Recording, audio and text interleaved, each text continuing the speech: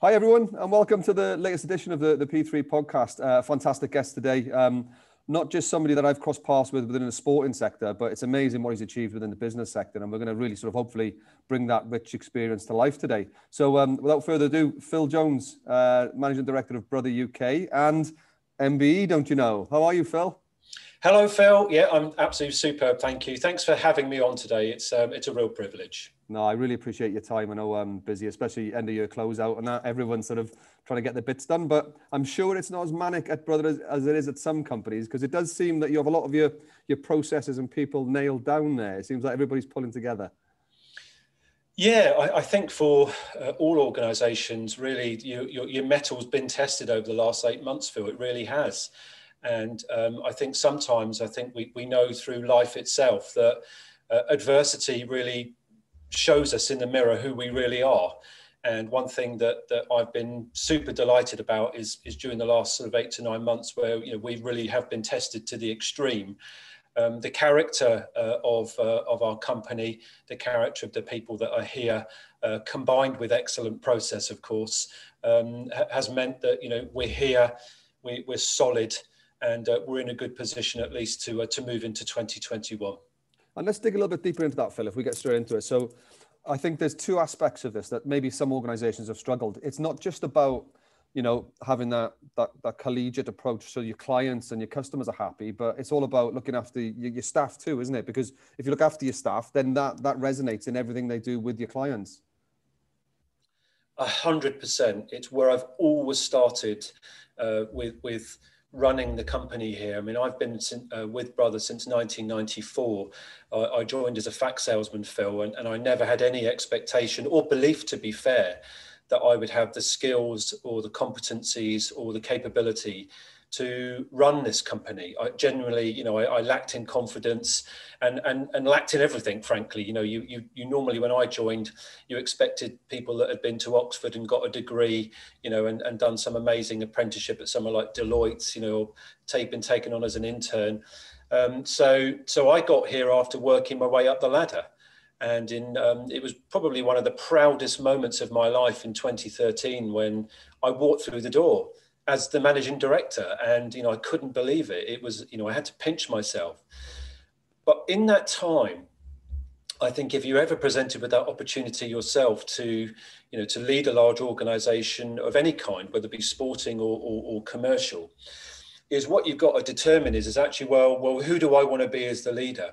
What do I want this organization to be? What are the hidden characteristics of this culture that I want to bring to the fore and cement in and make, formalize?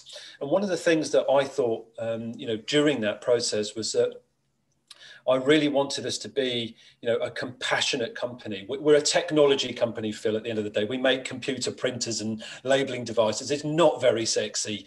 It's very functional, very utility orientated. But I want the people that work here to really feel like that they're part of something, and that they're known as individuals, and that I know them all as individuals, which I do. We've got just over 180 people here. And I know everybody, and I know what makes them tick. I know what their backgrounds are. I know their stories and their life stories. And what that allows me to do is to sort of have this sort of unique, compassionate approach to really understand what's really going on, not only professionally in my organization, but emotionally too. Because you know better than anybody that actually once you get to grips with understanding what's going on emotionally with somebody, it can really impact performance. And what do we want in a professional workplace? We want high levels of performance, high levels of output, this ability to execute against our strategy, all that stuff. You'll get that once you genuinely understand your people. Yeah, and I do see that as a gap with a lot of organizations. I think that, a lot of MDs and CEOs, of course, they're there to serve the board and hit the targets, but they have that disconnect of, looking further down the hierarchy or across the hierarchy, whichever way, your hierarchy looks.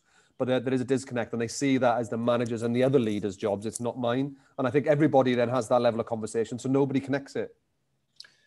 100%. Phil, over the years, I've had that many other CEOs in my office here at Brother UK that see what we're doing.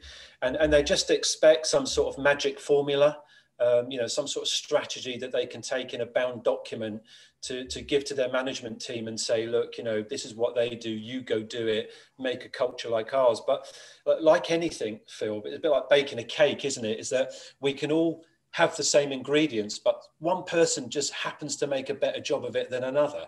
One's an amazing cake and one's a complete flop.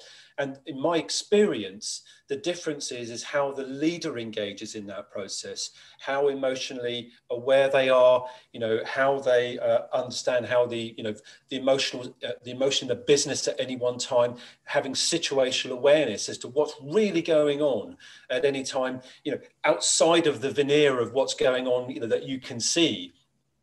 Believe me, over the past 7 years, what I've really learned is that the flow of life just can interrupt your workplace so much and create a workplace which can be, I guess, dysfunctional at times. So one saying that came into my mind when I was doing a talk in front of some business leaders a few years back, Phil, was that we just won the Best Investors in People Platinum Award. So of all the platinum investors in people that existed in the UK at the time, we won the award for the best of the best.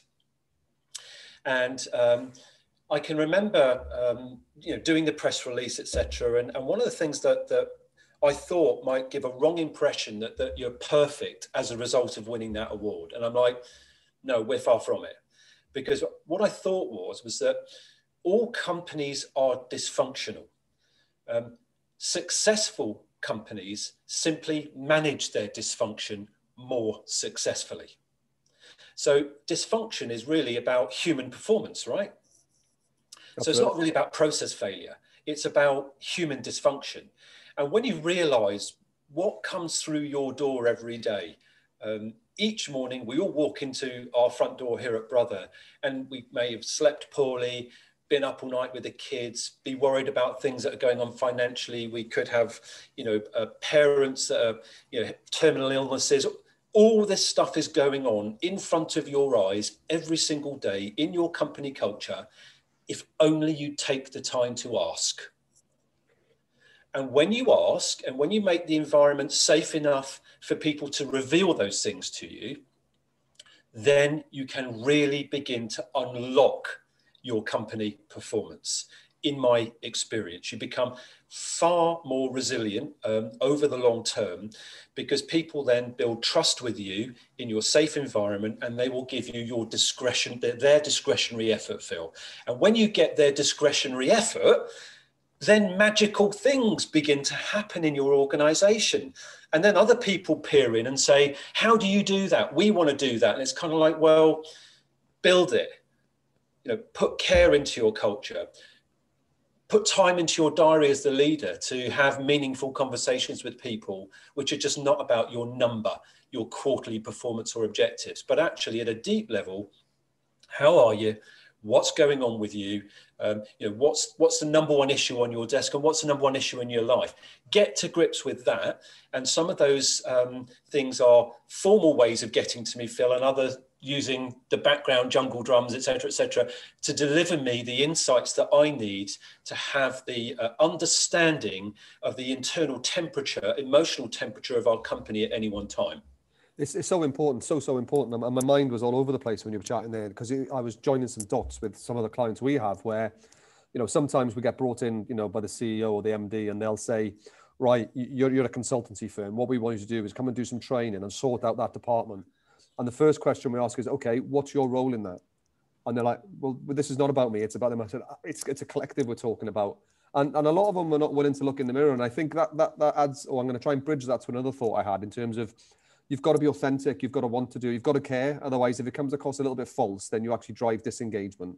Is that something maybe you've experienced with maybe some of your peers in the past? Yeah. Oh, Phil, yes. I mean, I've got a personal story I can tell you, and it's about me. And it was probably in the 2000s. So obviously I said I joined in 94, and I kind of was working my way up, and I'd got to the point where I was appointed the sales director of the company. And it was the first time that I'd ever sort of been a leader of teams. So I had team managers with teams, and I was now leading the team of teams, if you see what I mean. And I'd only ever really led a little team. Now I'm a leader of team of teams, and man, I was out my depth totally. And I had this chance conversation with at the time a QVC presenter whose husband happened to be a sports psychologist, and he was looking to try and bring his sports psychology methodology into a business environment. And she said, I was on a call to her because, when people are on QVC, you'd ring to the studio and sort of say, how many have you sold this day? And she'd tell you, and that was a hot button, talk more about the print speed, and we sold more. And anyway, but after that conversation's finished, she said, listen, my husband's here. Can he have a quick word with you? Because he wants to talk about this psychology. So I thought, all right then. So he came on the line. He explained what he did. And he said, look, I'm really looking for somebody to work with in a business environment to try and test my process. So I said, well, okay. I felt completely out my depth at the time. I was willing to try anything. So he came to meet me, and I was super impressed by him. But I said exactly what you said. I said, look, the reason you're here is I need them, them over there, not me, them, to be a high performing team. I want them all to be kind of, brilliant. I've got all these objectives to meet, all these sales numbers to meet. And he said, yeah, well, definitely we can achieve that. But it all starts with you. So what we're going to have to do, we're going to have to do at least 3 months one-to-one with each other. And then once I get you sort of fixed and in a position to lead, then we'll go away and we'll work with those other teams. And from that point, Phil, I went through maybe nearly 100 days worth of really intense, kind of breaking down rebuild of self. And it was one of the most emotionally intense periods of my life. I genuinely was, you charged with asking some of the most difficult questions of yourself. Why do you operate like that? Why do you respond like that? Why do you think like that? Where do you think your self-image has come from? And you're like, it's brutal. Yeah. But of course, I had somebody with me. I had a psychologist with me, who would take me through that process. And in those very deep reflections, you then go out and you start having conversations to calibrate who you think you are versus actually how people experience you. And that was brutal, because what I then realized was my perception that I was some sort of really brilliant, guy, sales leader, all this sort of stuff. When calibrated with a lot of people outside of my direct sales environments, they just thought I was just in it for myself, that I was, not really a people person. I just saw people as assets and resources to get things done. And I tended to overlook people. And that was a really horrible calibration moment for me, because I realized that it's not really me. That's not who I was. And we worked, over some time to kind of get me to this place where actually I could just be myself. Whereas actually what I was being was a sort of a hyped up, mask wearing, driven sales director that just felt he needed to act like this in the workplace, because it kind of got me what I want in terms of sales results. But actually what I began to realize was it was probably one of the major things holding me back from ever going up the ladder again. I was almost going to hit a glass ceiling if I carried on. I'd only ever be a sales director and nothing more, Phil.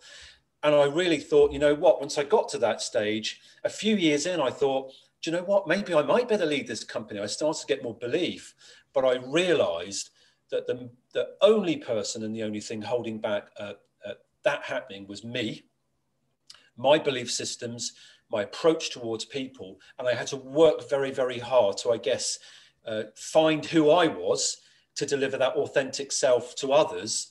And then I think once you have mastery of self, then you're in a fairly good position to be far more sympathetic in understanding others.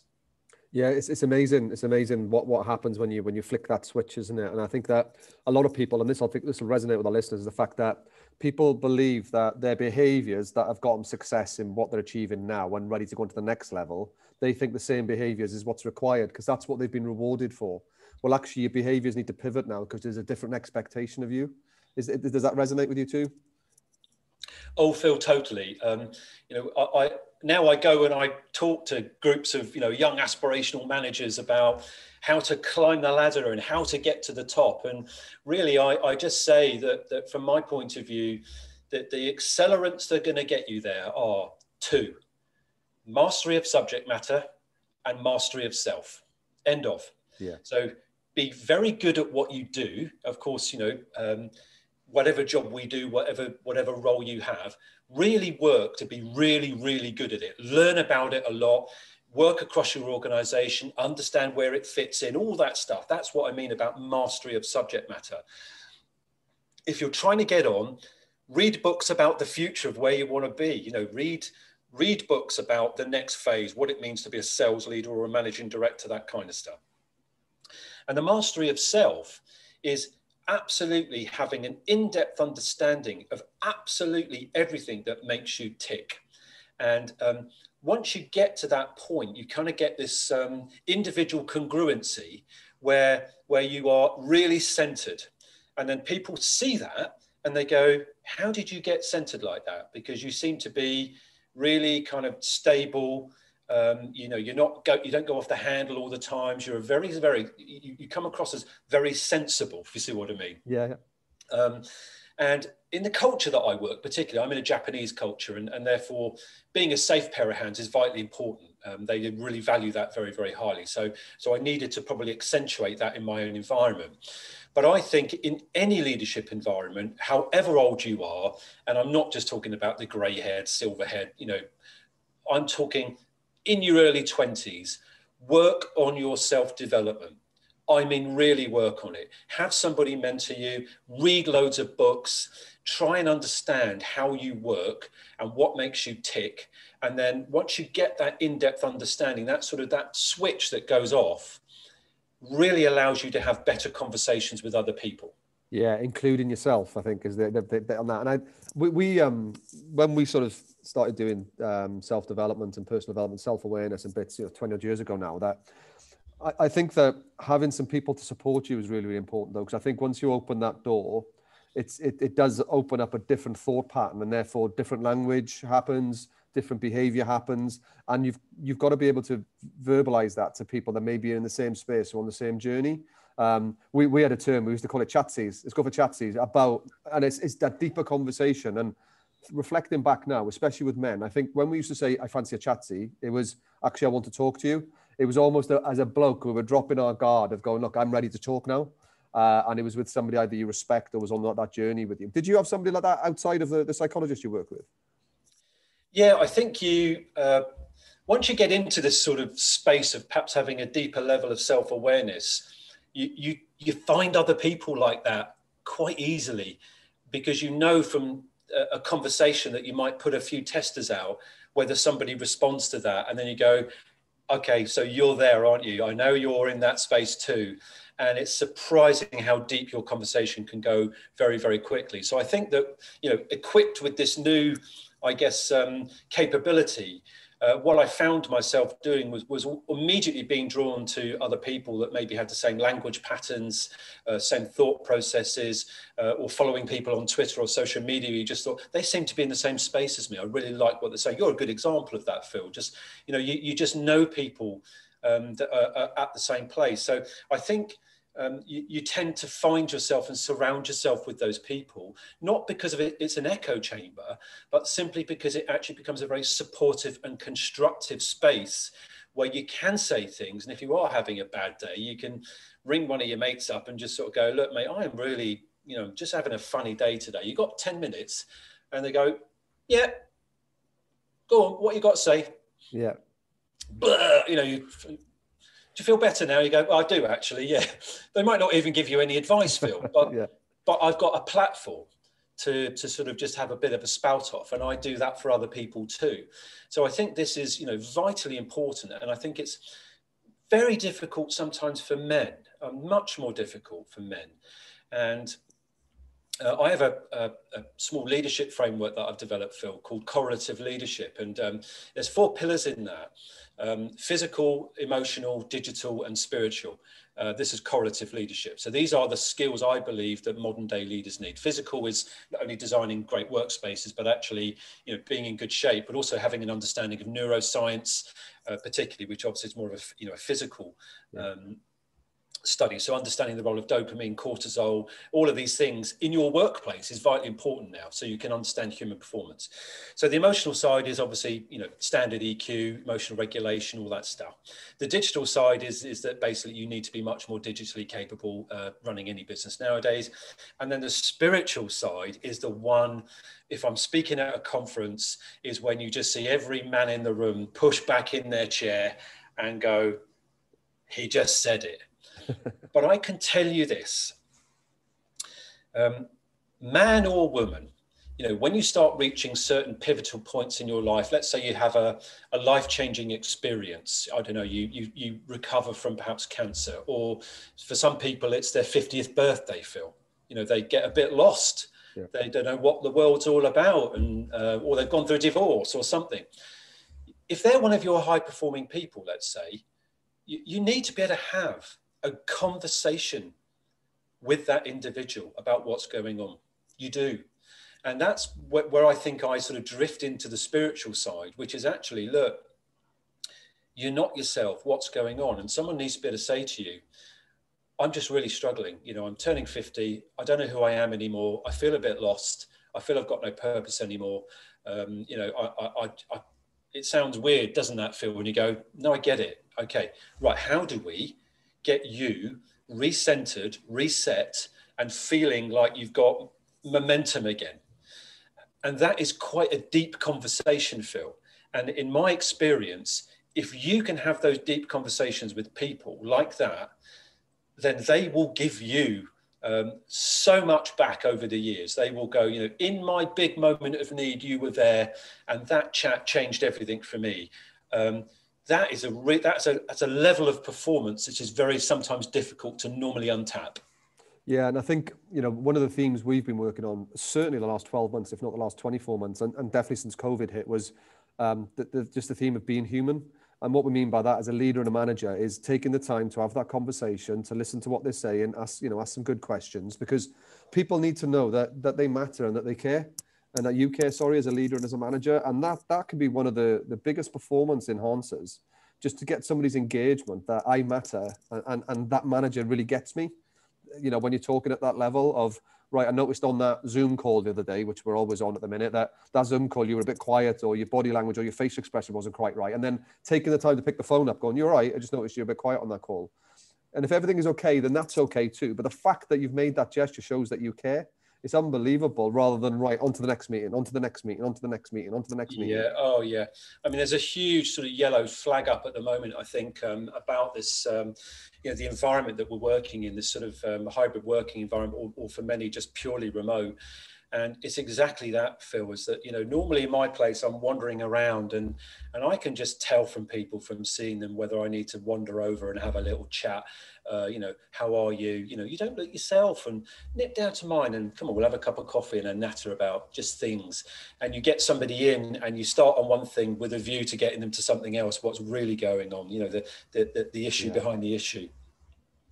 That is becoming very difficult in this remote environment that we're in, because it's very easy for people to hide, whether it be cameras off or just putting a mask on, because the meetings become very transactional, haven't they? It's a 30-minute burst. We're on at 10, we're finished by 10:30 because we're all off to other calls.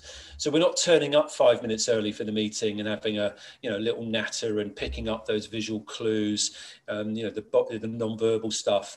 Everything is just on, get the job done, finish the job, end the call, go to next. And there's something being lost in that. There's conversation being lost, quality conversation being lost. So, you have to be super attentive. Now I'm much more attentive on camera, although it takes much more concentration to try and read people. What's really going on there? Is somebody being quieter than normal? Has somebody turned their camera off when they don't normally? What clues can I look for in somebody to know that they're not the self? And it's very easy to just end the call and jump on for a quick 5 minutes afterwards and say to someone, look, a bit concerned about you today. You don't look yourself. How are you? What's really going on? And people appreciate that a lot. So in these very busy schedules that we've all got, particularly as leaders of businesses, you've got to schedule a bit of that time too. And don't forget that part of your job of that leadership role is that caring role that you have to, should form part of your competencies as a person who is leading, to check in on those other people and to have those deeper conversations. You've sparked a memory there, Phil, and I might have got this wrong. So when we first met nearly 2 years ago now, believe it or not, out in sunny Calpe on our bikes, which was many moons ago, if you remember, I do remember chatting to you. If I remember, we were in an Irish bar, and we had a pint of Guinness, and we were chatting away about, you know, organizational development, people, human performance, and we got into that deeper conversation very, very quickly, because obviously we were speaking the same language. But if I remember rightly, you were saying that you factor into your diary time for people, you know, so it's not, you know, the typical MD and CEO that I work alongside, they are back-to-back meetings, to the point where there's no gaps in between meetings for them to do the actions from the meetings, you know, and we obviously work with them to develop that. Did I remember that correctly, that you actually factor time in? So it's people time, you know, there's my personal development time, there's my well-being time, there's my fitness time, as well as my core tasks. Yeah, absolutely, Phil. And this is, you know, when I have those CEOs here saying, oh, how do I do it? And it's like, well, a lot of it also starts with your diary. And so a couple of tips then that if it's helpful at all for the listeners, or an insight, would be, I have a very broad framework that I use called out on in, and which in normal times would mean a third of my time out the business, third of my time on the business, third of my time in the business. So the out is learning, growing, conferences, exhibitions, customers, growing knowledge, increasing knowledge. The on is bringing all of that back and understanding how that then will impact our strategy. So it could be that I've gone out, seen a new trend, I come back, I look at then our strategy and say, I've seen a new trend which says the business might go over there. So let's adjust our strategy to get our direction of travel going more over there. Then the in bit is where you then have to go and sort of win the hearts and minds, the wham moment, and talk to people and say, look, I'm doing this, we're doing that. Do you understand why we're doing that? We're making this corrective action. How are you? You know, and then pick up all of the cultural narrative that goes on either behind a change or understanding what's changing you, let's say, because there might be objections below the surface, or there could be hidden emotional issues going on which might affect your ability to deliver something in a certain timescale. So somebody who's very valuable might suddenly going to be off because they're having treatment for a major illness, which is unexpected. You know, you've got to know all of that sort of stuff. So that's something that I've always done. And the second component to that, and this might sound sort of really old fashioned, and of course it's going to sound like that, particularly as I'm a printer company, but I horizon my diary for 12 to 20 weeks at a time. I print it out. I run a completely digital diary, Phil, you know, it's phones and everything. Yeah. But actually, every couple of weeks, I get to the office, I get my diary out, horizoned for months in advance. And I zoom out of my diary completely, take a helicopter view. Where am I? What am I doing? Where am I peaking in terms of demands on me, like financial year end, you know? Yeah. Where's my rhythm of my following months? Where do I need to repair and recover? How am I prioritizing free time in my office? So I can see I've got 3 days of back-to-back meetings. Right, that day and that day, no meetings. They are my wandering about days. That's a day I'm going to work from home and maybe recharge my own batteries. That day is I'm going to be in the office and I'm going to ask for these conversations to take place. So it all starts with the processes that you put behind the scenes to give value and meaning to these conversations. Because if you don't give them the value and the meaning, then they don't have that currency. And if they don't have the currency, you're not going to get any sort of return on investment from them in the long term. So, you know, the clue to unlocking culture is starting with a process like that, where the leader is available to people and can show people, you know, in their eyes that they care and that I know you and I care about you and what's going on with you. Then it all begins to start. Comes together. What's when you have these conversations with the visiting CEOs that I can imagine they've seen you up on stage giving one of your great talks, and they say, right, I need to come and have a visit and see what you're doing. What's the strangest response you've got, even when you're explaining how you run your diary like that? Yep. Well, I can remember once, Phil, I went and did a talk down in London. It was to 200 CEOs. And I was asked to go down and talk about kind of emotional leadership. And oh my God, that was one of the hardest gigs I have ever done, because these were all kind of old school, you know, they just didn't get this idea. What their idea of performance was, you know, grind people as hard as you can, pay them as much as you can, burn them out, replace them. Yeah. And for all of these companies, you know, part of their issue was actually talent retention. You know, so I was coming to this conference to talk about finding and retaining talent, and they all had a problem with retaining talent. And it was kind of like, guys, am I the only person in the room that sort of doesn't get this? That hiring, firing, and burning people out, no wonder you've got a sort of retention issue. Yeah. And maybe this might all begin with us and how we all spend our time and how we care for our companies. And you know, my God, that Q&A was hard work, Phil. You know, the hands were going up. Well, what's the return on investment on all of this? And you know, it's not for us to do, that's for HR to do, and all this sort of stuff. And I'm like, well, just don't get it, guys. I'm telling you, there is a stick shift in the way companies and what people want from companies is work. I'm going back over 10 years now, Phil, by the way. There's a change in the way that companies are working. And now people want much more from their company. They want to feel part of something. And that all begins with us as leaders. And they didn't get it. They didn't get it. And I think it's sometimes very difficult. You know, if you describe, I don't know where I'm at. Someone once said, oh, enlightened is a word. I'm going, oh, that might be a bit too far. But let's just say if you're a bit more emotionally aware on such issues. If somebody isn't, it's very difficult to suddenly make somebody emotionally aware and sensitive if they don't perceive they need to be. Absolutely. It's really tough. You go, you need to be a little bit more emotionally aware. You need to ask more questions. You need to listen more. It's like, well, I've got no time. You know, this, you know, I'm trying to do this and make a P&L work. And I'm like, yeah, no, but so this is why you've got this problem. And the only way this is ever going to fix is actually if you know, look inside. So if you look inside self, you'll begin to find some of these answers. And for many people, they find that incredibly difficult, Phil, because let's be honest about it. To ask the most challenging questions about self and self-performance, let's say outside of a sporting environment where there might be much more transparency on such things, in a professional corporate environment, that is kind of like not really part of the manual, is it? Or hasn't been part of the manual for the last maybe 10 to 20, 30, 40, 50 years. But everything has changed now. Everything has changed. And if you want the best people, if you want to keep the best people, then you have got to be a much more binding culture with more compassion and more care. And if you want that, then you simply have to do the work yourself. And you're going to have to ask some of those hard questions of yourself as the leader. And the answers may surface some really uncomfortable truths. You know, really uncomfortable, and it's going to make you squirm and it's going to make you question yourself. But if you can go through that process, you know, in a safe environment, coached by somebody or mentored, you know, so that you've got that safety with you, it will be without doubt one of the most rewarding processes that you will go through as a human being.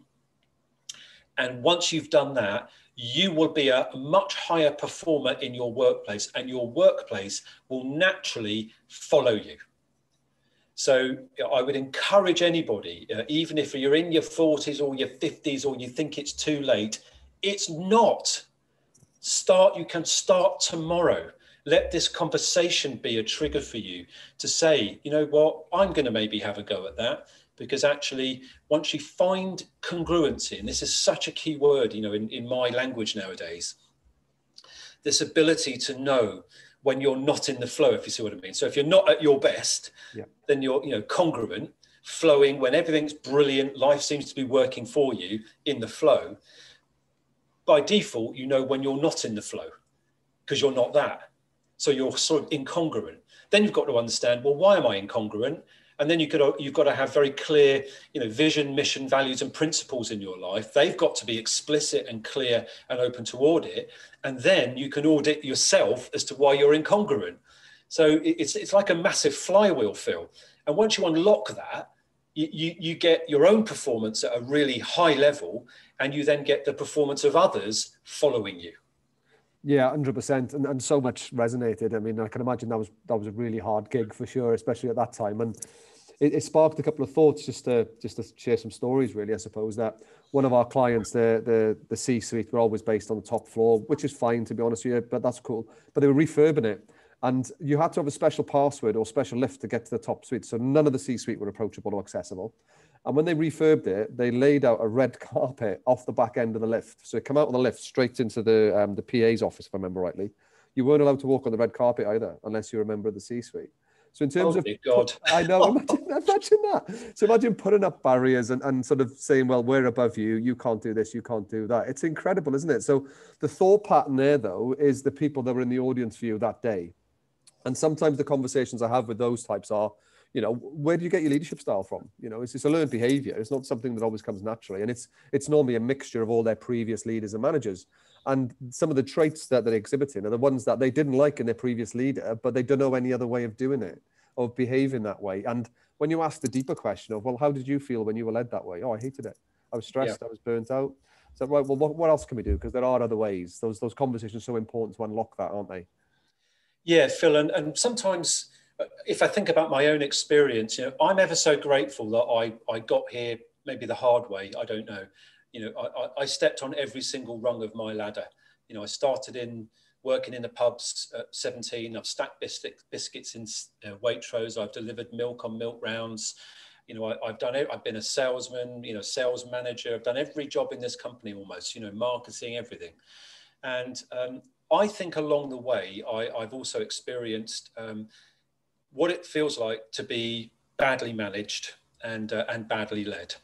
And I looked at all of those things, and during that process of reflection, just kind of, you get to that point of going, well, what didn't work for you, and what didn't get the best out of you when you were being led? And it's like, well, this, or being ignored, or not, someone not even having the natural courtesy to say good morning to me, or ask how my day was, or blank me, or not know my name, and things like that. And it's like, yeah, get all of that. I've been there. I've been there. And so it's kind of like, when you get here, you should be determined enough to say, well, I shouldn't be that, because that is everything that never got the best from me. And I think nowadays, all sorts of high performance is all about finding at a personal level what it is that motivates an individual.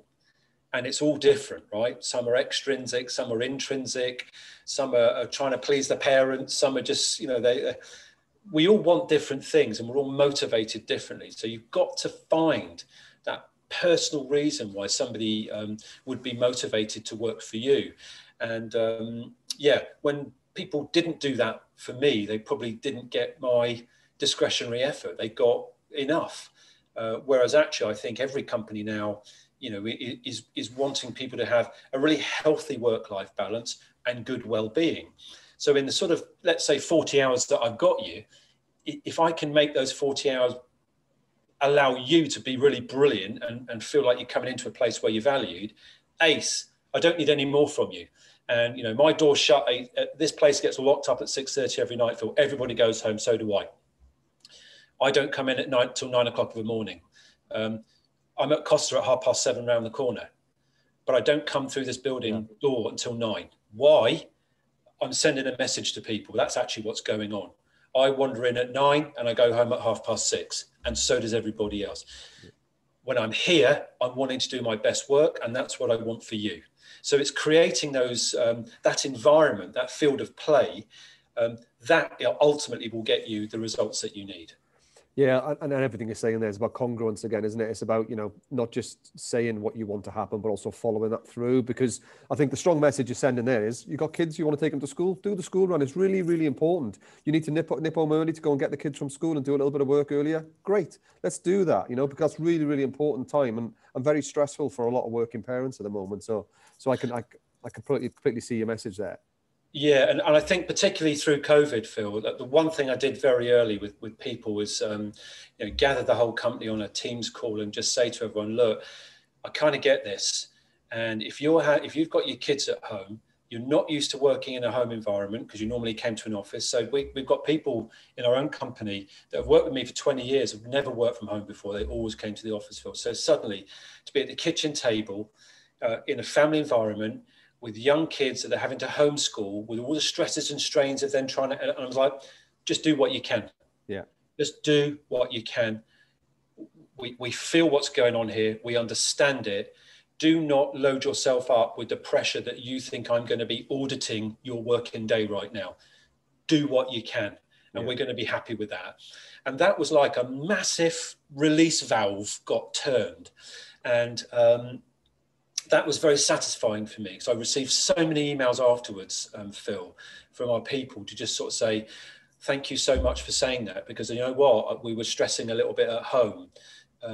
Because we're sometimes doing calls and we've got a kid on one knee, or we're pushing the dog out the camera, or everything's going on, isn't it? And I just think if you're in a business that then says, oh yeah, and what we want to do is put in keyboard strike software so we can measure every keystroke between 9 and 6 to make sure you're doing your work, then you are absolutely missing the sentiment of the moment, and your people will leave you as a result. So I think these are the really big moments when you stand up and you cement your leadership, you cement your culture, and you tell people this is how it is. And then they believe it. Then the words and the evidence match. Yeah. And when the words and the evidence match, then people will build trust with you. And for many company cultures, they go wrong because the words and the evidence or experience are totally mismatched. What people actually experience is not what the words coming out from the strategy or the nice words in the corporate brochure about culture say that the culture is. People go, well, that's not what I experience. What I liked about your message there, especially the key message when everybody was working from home, was you've identified the fact that you've got a fantastic culture and working environment. And I can only imagine how good your conversations are with your senior leadership team and therefore the managers further down. When you have a culture like that, your discretionary effort, as we're talking about here, is normally through the roof. They'll always go above and beyond.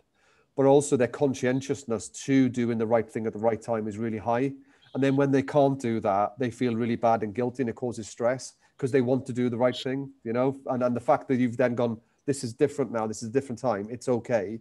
I trust you is your message you said to them there. Do what you can, I trust you. That is such a powerful message. Yeah, and again, this is all about situational awareness, Phil, isn't it? You're back to that moment of, right, well, where am I right now? Where are we right now? What is the external environment that we're operating in? How does that impact me internally? Therefore, how do I calibrate the sensitivity of this message or this communication? So even during the entire COVID period, we would send an email out to our people each day to give them a sense of expectation that the company's communicating with them every day. And I had a back channel coming into me from HR, Phil, of all of the issues that were people individually ringing HR about or concerned about, or what will happen if we go to tier 2. In the early days, what happens if we do a lockdown? What should I do about coming to the office? Is the canteen open? So every day, Phil, our communication would go out absolutely on point. It would answer almost every single question that was going into OD the day before. And you'd feel this organizational exhaling where people would just sort of go, the one thing that I'm looking forward to every day is, even if the Prime Minister at 10 o'clock had said, everyone's moving into tier 3 tomorrow morning, we had a text message going out to everybody at 10:15 saying, right, this is what's happening tomorrow. And then tomorrow's email will tell you about all the specific details.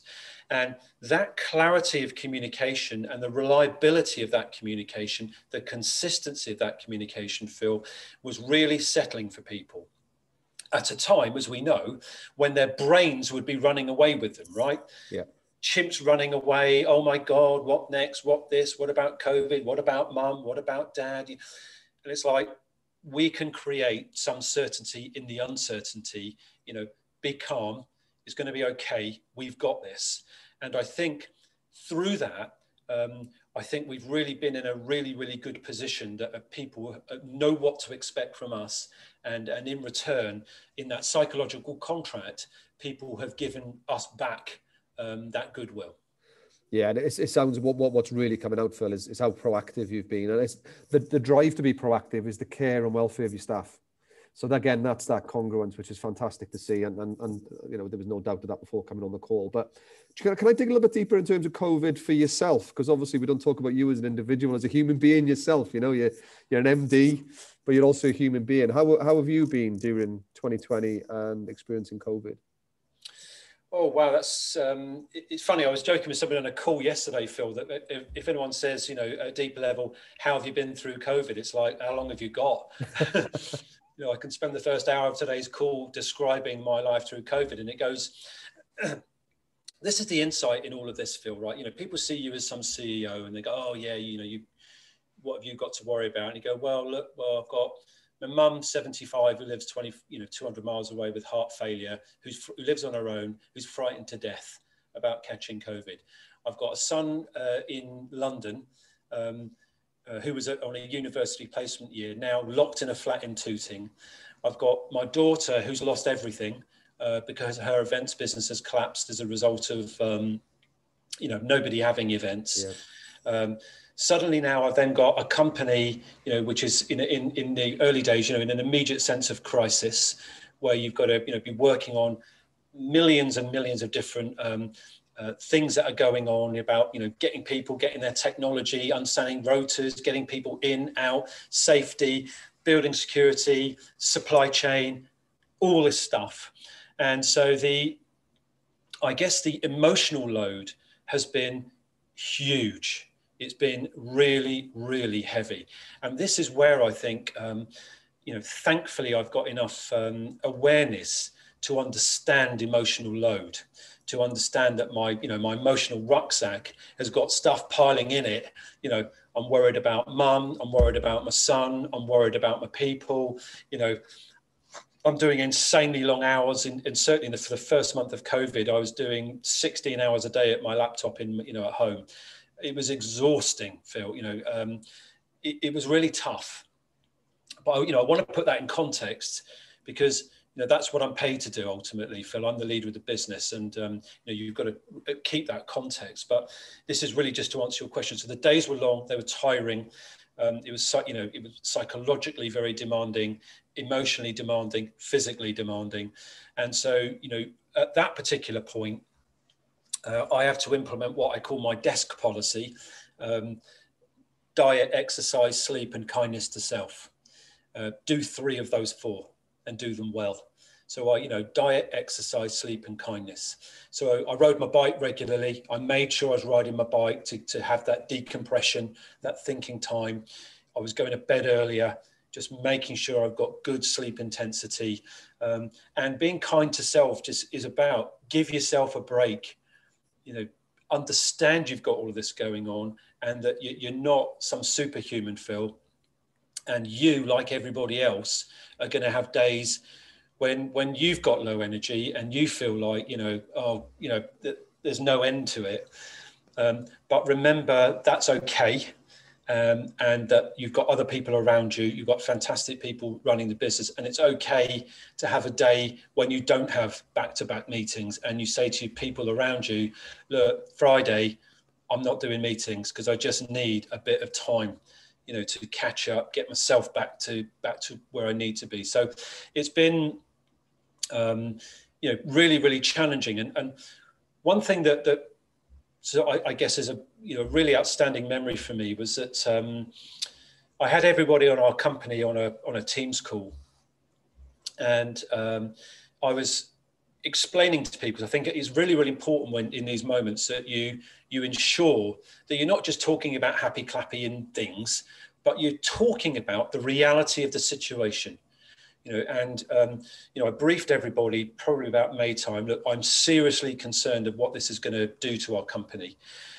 There's a massive change in working practice. We've got Brexit on the horizon.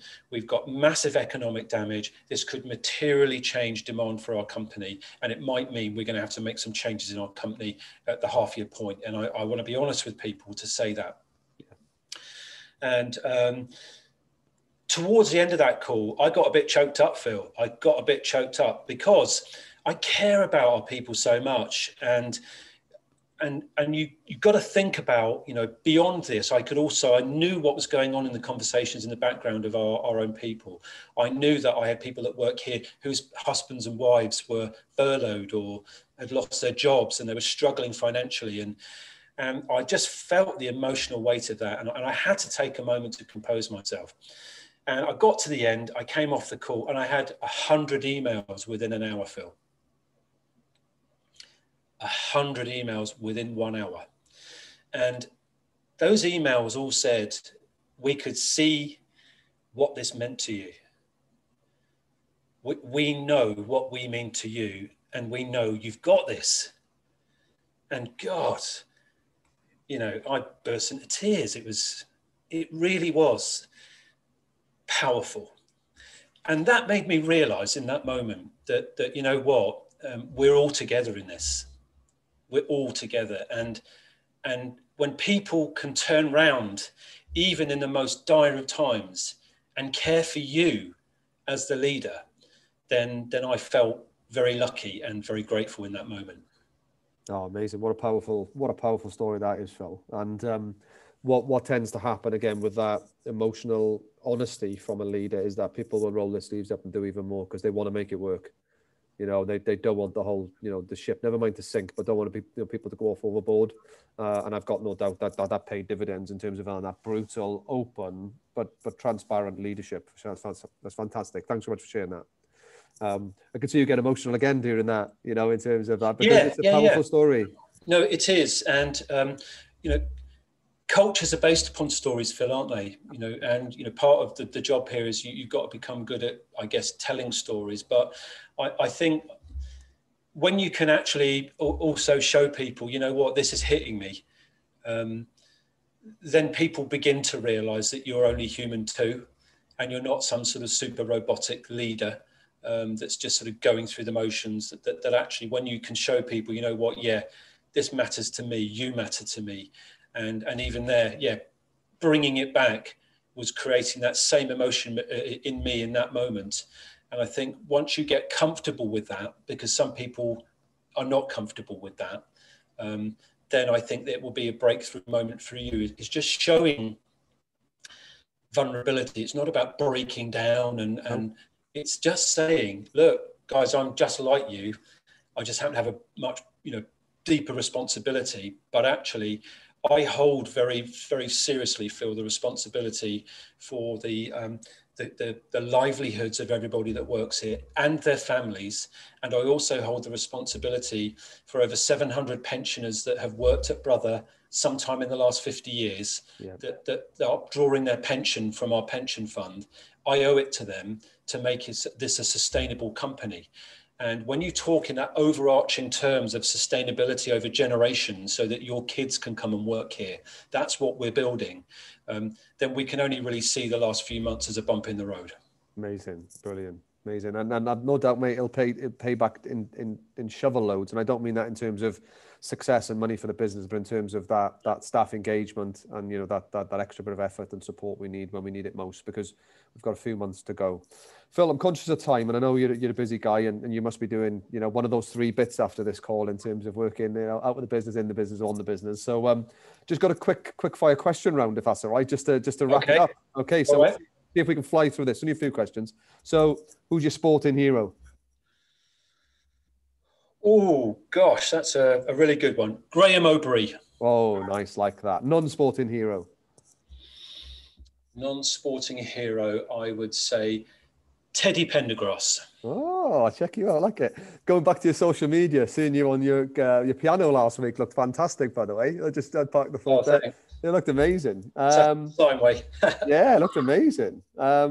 Your personal one big personal goal for 2021. Oh gosh, big personal goal. I'm going to try and make sure I get 10,000 miles done on the bike. Oh, brilliant. That's an amazing goal. That's a good stretch goal. What's your average per year? About 8. Oh, right. Okay. About 8. But I just need to up it a bit. I'm trying to get rid of some of that COVID timber, Phil. So I might have to join you on that challenge. Maybe we can push each other. A few more miles. Yeah. First thing you're going to do when COVID is under control? And pub crawl with lad. Brilliant. And your top 3 tips for being an effective leader? Yeah, top 3 tips would probably just be know yourself, read a lot, and listen a lot.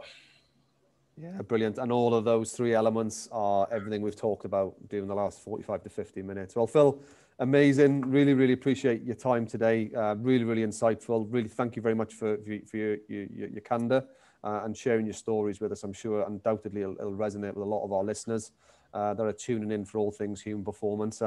Thanks very much for your time. I wish you and everybody the very, very best of Brother for 2021 and beyond. And I've got no doubt you'll go from strength to strength. Thank you very much, Phil.